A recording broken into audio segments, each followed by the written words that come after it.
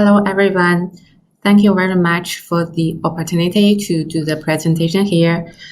I'm Guanru Feng from SpinQ Technology. I'm the co-founder and senior scientist at SpinQ Technology. Today, I will introduce our work at SpinQ, our work in quantum computing at SpinQ.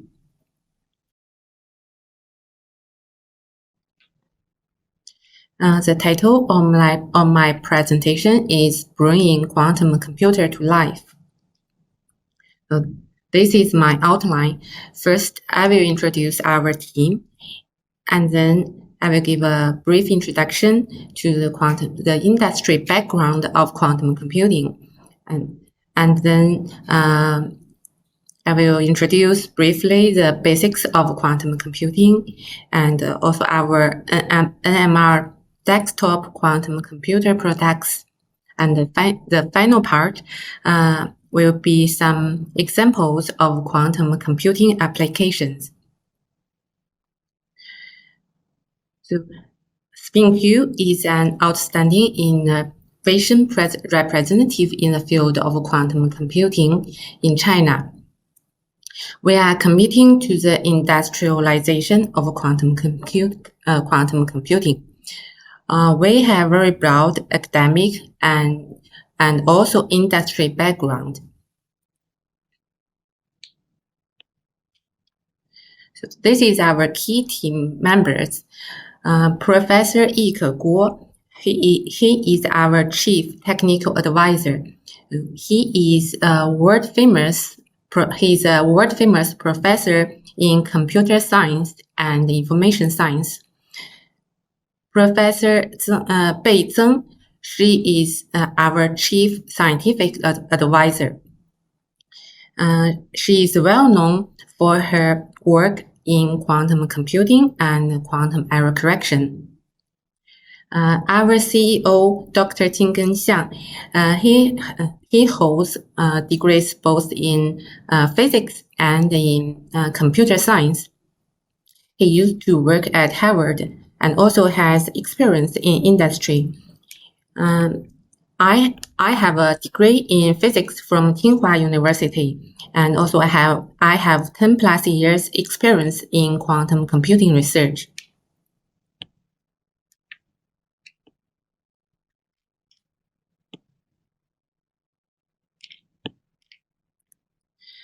So why quantum computing?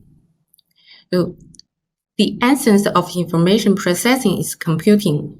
Every day we do all types of activities like doing arithmetic or playing games or making all kinds of decisions. All those activities are related to information processing. And in the very old days, human used the help of fingers to help in computing. And after that, different types of computing machines were invented to help human do computing.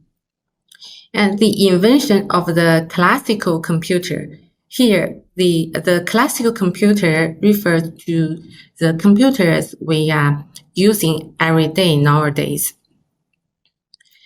The invention of the classical computer has improved the level of computing and information processing in all walks of life. So now we have very convenient desktops or our phones, and also we have very powerful supercomputers.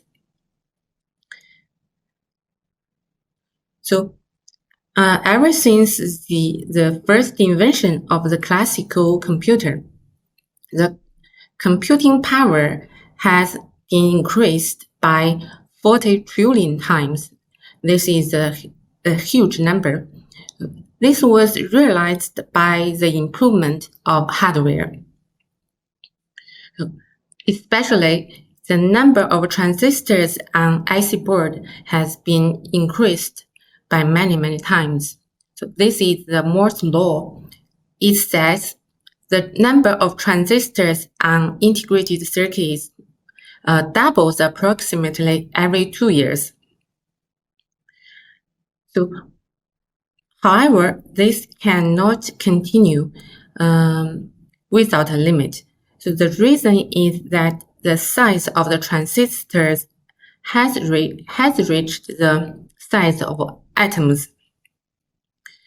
So when this happens, there is a problem. So at the size of atoms, quantum physics, quantum mechanics will begin to dominate. So we know we use transistors like a switch. So we want to control it to be on or off. So when the transistor is on, a current can go through. So when the transistors are off, current cannot go through. But if quantum tunneling happens, that means if we want the transistor to be off, but quantum tunneling happens and an electron tunnels through, so that means a current goes through, and in this case, the transistors doesn't work properly. So that means the size of the transistors cannot be reduced without a limit, and also means the number of transistors on IC board cannot increase without a limit. And the classical computing power also has a limit. However, humans' demand for computing power is ever growing, and there are many problems which require huge computing power. There is an example in drug development. Usually, simulation of big drug molecules are required. However, so the drug molecule is in the microscopic world, and they obey quantum mechanics. And classical computers cannot simulate the complex microscopic world efficiently. So in 1981, Feynman proposed, maybe we can use a computer which obey quantum mechanics to simulate the microscopic world which obey quantum mechanics.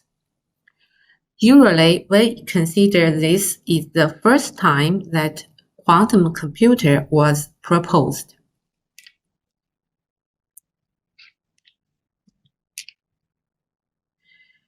So that's 1981. Quantum computer was first proposed, and after that, in the early few years, quantum computing was developed only in theory, and around 1990, experimentalists began to test quantum algorithms in lab.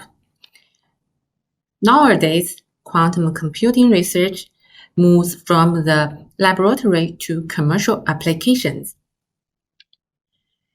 And if a universal quantum computer can be built, and we know quantum computing will revolutionize science, technology, the economy, and every aspect of life. So next, I will introduce some basics to quantum computing. So quantum computers are so powerful. Will they replace classical computer completely? The answer is no. The relationship between quantum computer and the classical computer is just like the relationship between cars and aeroplanes. Aeroplane provides service based on different working principles from cars, and airplanes are much faster than cars. quantum computers, they perform computation tasks based on different working principles. And quantum computers are more powerful than classical computers. However, just like local transportations, people still need cars. So for simple computation tasks, people still need classical computer. So in the future, difficult computation tasks will be assigned to quantum computers, and simple computation tasks will be assigned to classical computers. So their relationship will be collaborating, co-working, and cooperation. So just as mentioned, quantum computer is a machine that provides a type of computing power, and they obey quantum mechanics. Quantum computers can realize quantum parallelism by making use of quantum superposition and quantum entanglement. So we will introduce this more later. And compared to classical computers, quantum computers are considered to be able to provide exponential speedup in solving certain problems, such like factoring big numbers and some optimization problem in finance, AI, medicine, research and development, etc. So next, I will introduce some features of quantum computing. First feature is reversible. So there is a Landgraf principle. Any logical irreversible manipulation of information will be accompanied by a corresponding entropy increase. So the entropy increase means heat dissipation. So this is another problem that I didn't mention. Why the classical computer cannot, so their computing power cannot be increased without a limit. So the classical computing gates, they are all irreversible. So when they work, they will be accompanied by heat dissipation. So this is an important reason why I see there cannot be too many transistors. So if the density of the transistors is too large, the heat dissipation will be a big issue. However, quantum gates are reversible. This means quantum computing are much more efficient in energy than classical computing. So this is a big advantage over classical computing. So another advantage of quantum computing is quantum superposition. So for classical bit, one classical bit can only be in either 0 or 1 state. However, quantum bit, so we call a quantum bit a qubit. A qubit can be in the superposition of 0 and 1 at the same time. For example, we have 4 classical bits. So the 4 classical bits, at any time, they can only be in one state of the 16 bits. For example, this 4 bit is 1001. But if this system has 4 qubits, the 4 qubits can be in the superposition of the 16 bits at the same time. So if we are processing this information encoded in the 4 qubits, in fact, we are processing information on the 16 bits at the same time. So this is a parallelism provided by quantum superposition. So if we have n qubits, we can process information with the 2 to n bits at the same time. So this is a huge parallelism. And usually, when we making use of the quantum superposition, we will also need the help of entangling gates, so to create quantum entanglement. So quantum superposition, quantum entangling gates together, they provide the quantum parallelism. And currently, the specs of quantum computers has been improved a lot compared to the early days of quantum computing. So we have a quantum Moore's law. Number of qubits also doubles every year. And the fidelity of quantum gates. So fidelity is a number which can characterize how good the quantum gates are. So if fidelity is 1, that means quantum gate is perfect. So fidelity of quantum gates has also improved a lot, and error are being reduced by 10 times in every 4 to 6 years. And also lifetime of qubits has improved a lot as well. So lifetime means how long the information can be stored in a qubit. So although the specs of quantum computers has been improved a lot, so that's the good thing. So everything is improving quickly, and however, we are still in the era of noisy intermediate scale quantum era. So that means the number of qubits currently is still not very large. So the quantum computer has an intermediate scale currently, roughly 100 qubits.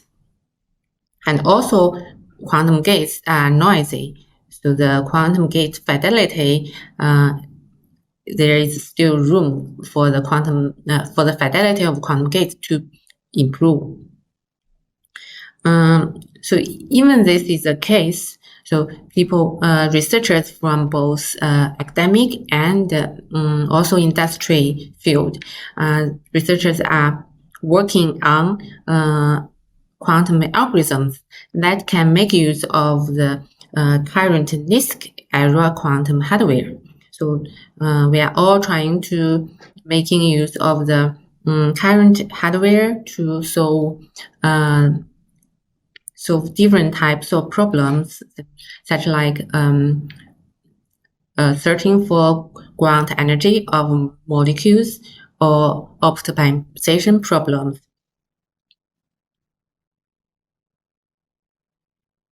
So this is an estimate of the quantum computing market. So when the fault-tolerant quantum computer is built, so the estimate of the market size is 1 trillion. So this is a lot. So people believe quantum computing is a disruptive technology, can providing computing power to many industries. So here I show the quantum computer architecture. So this is the architecture for classical computer. For quantum computer, so we use quantum processing unit to replace the CPU part. And the architecture for quantum computer is also a multi-layer architecture. So the top layer is a user interface. User can program quantum algorithms here, and the quantum algorithms can be compiled and through the microarchitecture to control the quantum chip. So the bottom layer is a quantum chip. Quantum chip, currently, people have different physical platform to realize quantum chip. Here I show different physical platforms for to realize the quantum chip. So this is a superconducting platform, and this is an NMR platform, and we also have ion trap platform and optic platform. Among those different platforms, superconducting is one of the most promising platform because of its good scalability and high gate fidelity, etc. And at SpinQ, we develop both superconducting qubit platform and NMR quantum computing platform. So NMR quantum computing platform is the earliest platform to demonstrate quantum algorithms. And many algorithms, the first demonstration of many algorithms were all on NMR systems. And because of the material control technology and quantum control on NMR platform has very good quality, and thus quantum gates have very good fidelity. So that's a very important reason. So we chose this platform to realize desktop quantum computer for education and teaching. And our superconducting platforms are more for customers who have interest in research and large-scale applications. Next, I will give more details on our products. So this is so those are our desktop quantum computers. So our first desktop model was launched in 2020, and it's a 2-qubit system. So its name is Gemini. And later we have a 3-qubit system, Triangular.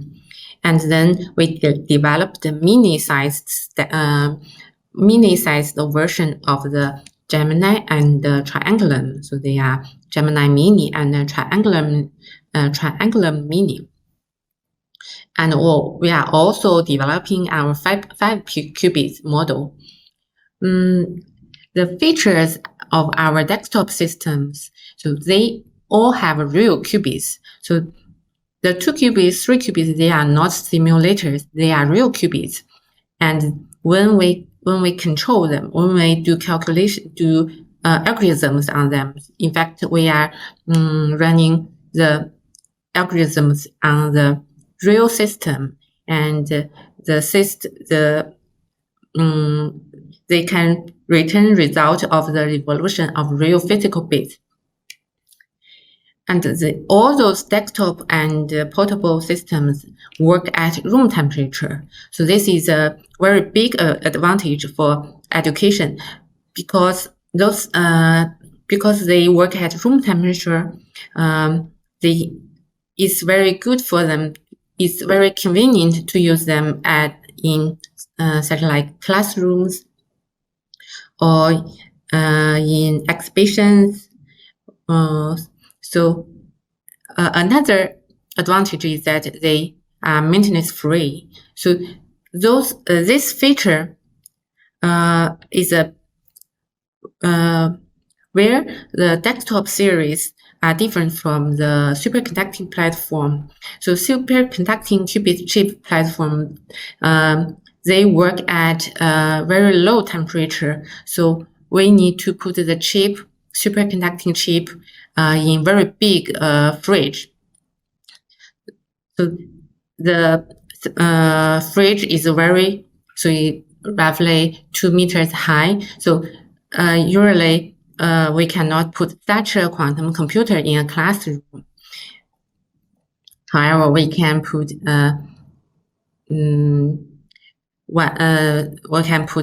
desktops and portable ones in classrooms on our desktop, on our desk, or in front of every student. And those desktops and portables portable ones, they have very small size and they have light weight. So for the mini ones, they are only 15 kilograms. So although the size is small, they have very good performance.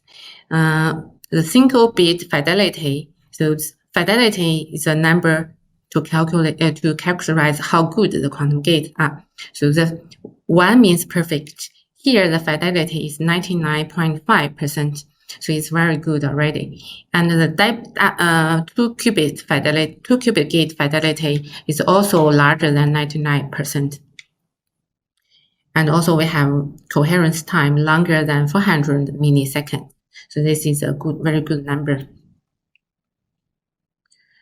Here I gave the schematic structure for Gemini and Gemini Mini. The qubits, I showed the qubits here. So the qubits are the hydrogen nuclear and phosphorus nuclear spins in this molecule. And this molecule is in the solution in a tube. And this sample tube is located in the center of a magnetic field. So the spins, when the spins are in magnetic field, they will have a signature frequency. For example, for the hydrogen spin in 1 Tesla field, it has a frequency of around 42 megahertz.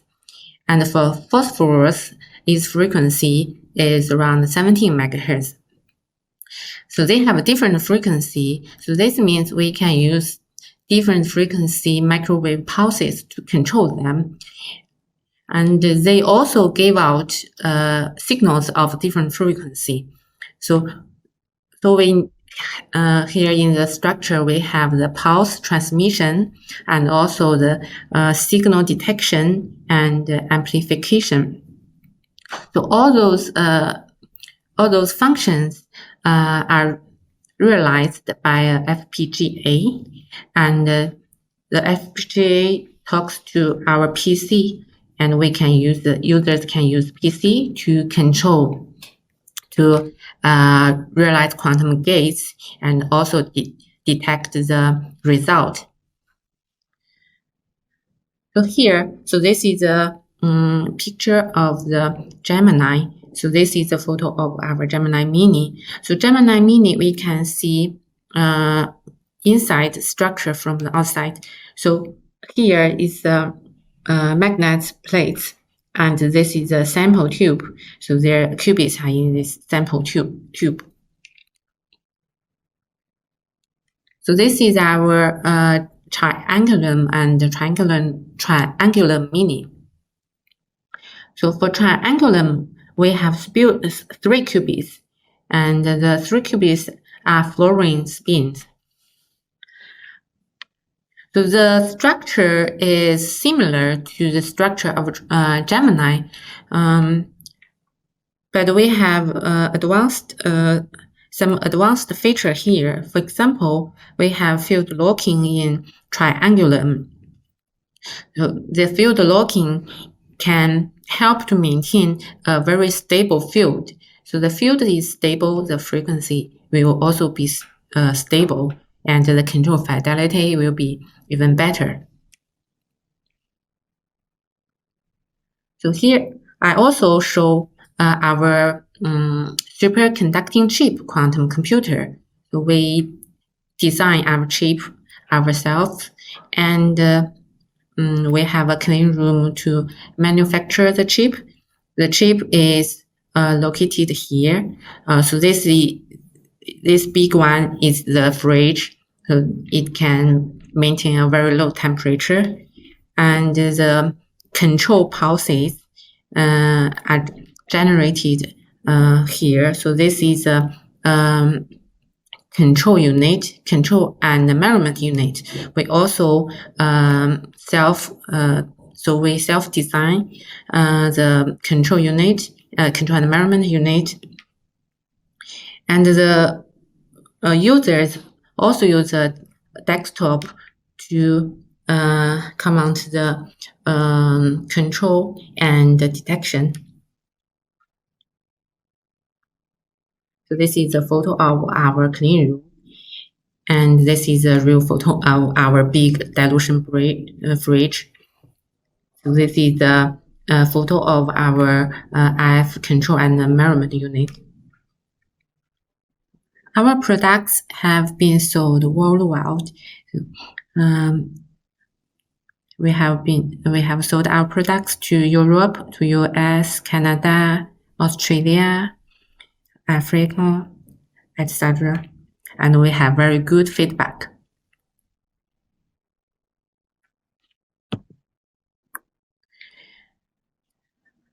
These are the photos of our products in middle school. So those are the photos of quantum computing classroom. This is in Australia, and this is in a science hub in Shenzhen. This is in Norway and Taiwan, and also Hong Kong University of Science and Technology. So this is our products on campus in a university in France. So next, I will give some examples of quantum computing applications. We collaborated with bank, Huaxiang Bank in China. So the problem they were interested is that how to judge whether an ATM machine should be removed or should be kept. So the problem is that people nowadays use mobile banking more and more. So some ATM machines are not used frequently. So we used a new quantum neural network. We trained the network to that the model to judge whether we should remove an ATM machine or not. This work was awarded by People's Bank of China.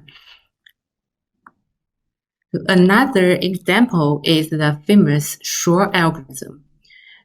So this algorithm can solve the prime number factoring very efficiently, much faster than the classical computer. This will give a problem for the RSA encryption system. The RSA encryption system uses the complexity of factorization of large number to ensure the reliability and the safety of encryption. So it is safe because using the classical computers, it's very difficult to factorize a very large number. But if we can use a quantum computer to factorize the large number very quickly, then the encryption system is not safe anymore. So that's why the Shor algorithm is very famous. After the algorithm was proposed, a lot of people, more and more people, began their research in quantum algorithm. So this is the another example. So as I mentioned, in 1981, Feynman proposed to use quantum computer to simulate quantum systems. So quantum simulation is a very important application of quantum computer. So here on the left is a real example of quantum simulation using our Gemini. So on the right, so it shows the publication of Google's work. So they simulated the 12 hydrogen atoms and obtained the ground energy. So we believe that as we build more and more powerful quantum computers, we can simulate more and more complex molecule systems. This is the end of my talk today. Thank you very much for attending. And if you have any questions, feel free to contact SpinQ. You can email us or visit our website. Thank you very much.